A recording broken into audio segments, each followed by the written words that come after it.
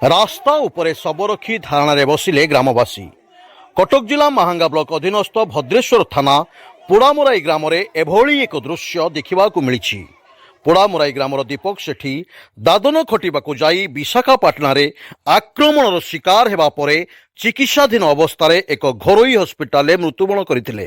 मृत युवक जनक हेउछंती दीपक सेठी। शव व्यवच्छेद परे मृतदेह धरी परिवार लोके और ग्रामवासी न्याय दाबी धारणा देवाकू थाना को जाइथिले। कोनोसी सूत्ररु पुलिस खबर पाई सेमानंकु अटकाइथिले। सेमाने थाना निकटरू 500 मीटर दूर रे रास्ता उपरे शव रखी धारणारे बसिथिले। किछि समय पर उत्तेजना परिस्थिति देखा देइथिला।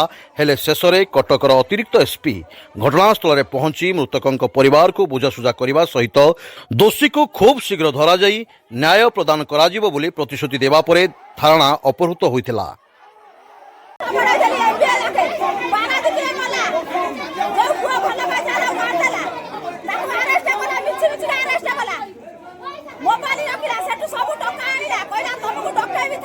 किए टंका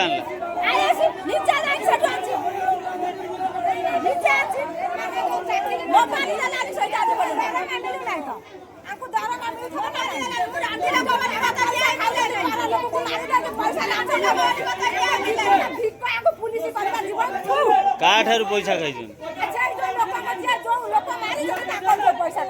से लोक कौटी गला ता ना कौन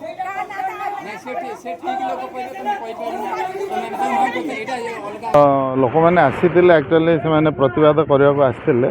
तांकर पुओ आंध्रा जाई सेठी काम करथुला तो से मैंने हत्या अभियोग आनी देइथिले। ताको जीरो एफआईआर करी हम आंध्रा को ट्रांसफर करिथिलु। करला परे आंध्रा रे मध्ये संक्रांत रे गोटे केस रजिस्ट्रेशन हेइजी एवं से माने जो माने एथिरे दोषी अछंती ताको बाहर करिया पई से माने कहिसंती।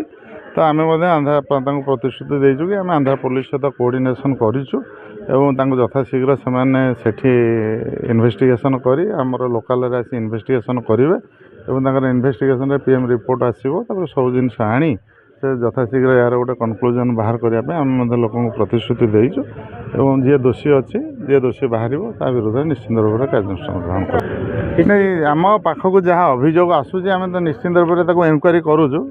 जदि सेमती किसी अभियोग आसो निश्चित आम एनक्वारी करूँ और जब किसी जहाँ बाहर जी ता भर दोषी बाहर ता अनुसार विभाग कार्यानुष्ठान भी हो पार। ये केसर तदंत बर्तमान कम्प्लीट है तदंत चली एवं जड़े आरेस्ट होती अन्य जो मान विरुद्ध बर्तमान तदंत चली तदंत जहाँ आसो निश्चित कार्यानुष्ठान ग्रहण कर। Thank you. महांगारू जयंत महांती रिपोर्ट स्वतंत्र ओडिशा लाइव।